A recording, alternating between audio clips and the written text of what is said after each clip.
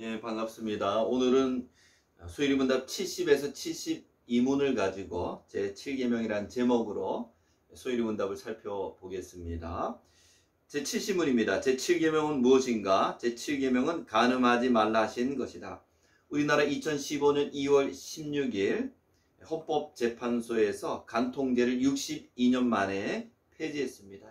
이제 결혼한 남자, 결혼한 여자가 다른 여자와 성적인 관계를 맺어도 국가의 법으로는 처벌할 수 없지만, 그러나 하나님의 법은 아직도 그것을 죄라고 말하고 있습니다. 간음이라고 분명히 말하고 있습니다.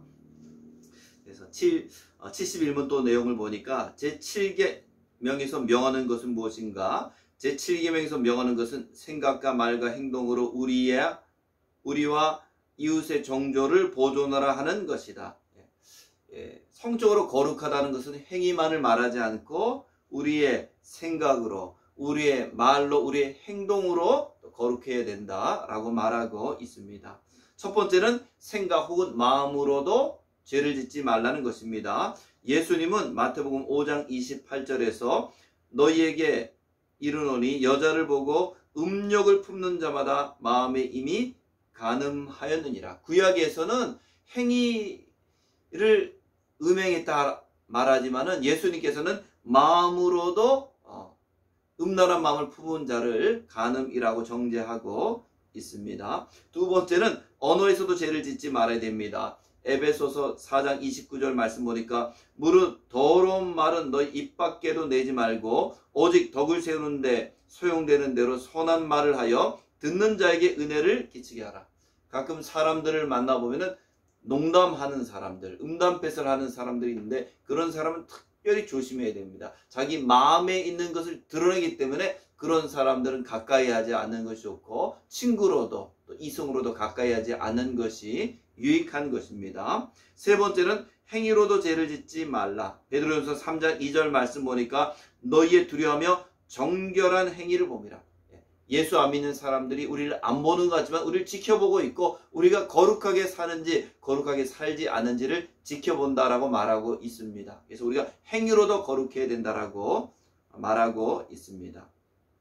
그럼 어떻게 하면 거룩한 삶을 살 수 있는가? 요셉의 예를 들면 요셉은 하나님의 시선을 의식합니다. 보디발의 아내가 유혹했을 때 하나님 앞에서 죄를 질 수 없다라고 하나님의 시선을 의식합니다. 두 번째는 사람들의 시선도 우리는 의식해야 됩니다. 사람이 나를 지켜보는 것 같지 않지만 어디서든지 나를 지켜보는 눈이 있다라는 것을 잊지 마시고, 세 번째는 요셉이 보디발 아내 유혹에서 도망친 것처럼 음란에서 이기는 방법은 도망치는 것이 가장 잘 싸워 이길 수 있는 방법입니다.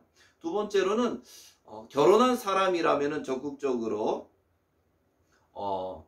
성적인 관계에 대해서 이렇게 대처하는 것이 필요한데, 그 남자의 욕구, 그 여자의 갈망에 보면은 남자가 아내를 향한 욕구 가운데 첫 번째가 성적인 만족을 원합니다. 두 번째는 여가의 동반자, 세 번째는 매력적인 배우자인데, 강준민 목사님은 하나님은 우리의 성적인 연합을 기뻐하신다라고 말하고 있습니다. 그래서 그것은 성이라는 것은 부부간에는 서로 피하거나 회피할 것이 아니고 서로가 여기에 대해서 협력하는 것이 필요하다고 생각이 됩니다. 자, 72문 읽겠습니다. 제7계명에 금하는 것은 무엇인가? 제7계명에 금하는 것은 모든 깨끗이 못한 생각과 말과 행동이다. 구체적인 예를 들면 혼전 성관계도 잘못된 것입니다. 우리나라 대학생들의 설문조사를 했더니 90% 이상이 혼전 성관계를 지지하는 걸로 나타났습니다.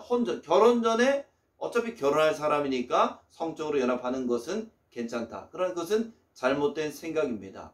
결혼이란 것은 언제든지 중간에서 깨어질 수 있습니다. 분명히 이 사람과 결혼하기로 약속했지만 일주일 전에 또 한 달 뒤에 깨어지는 경우도 있기 때문에 그것을 우리는 장담할 수가 없습니다. 그래서 결혼한 다음에 하나님이 주신 가장 우리에게 큰 선물 가운데 하나인 성적인 기쁨은 결혼 이후에 누리는 것이 필요하고요.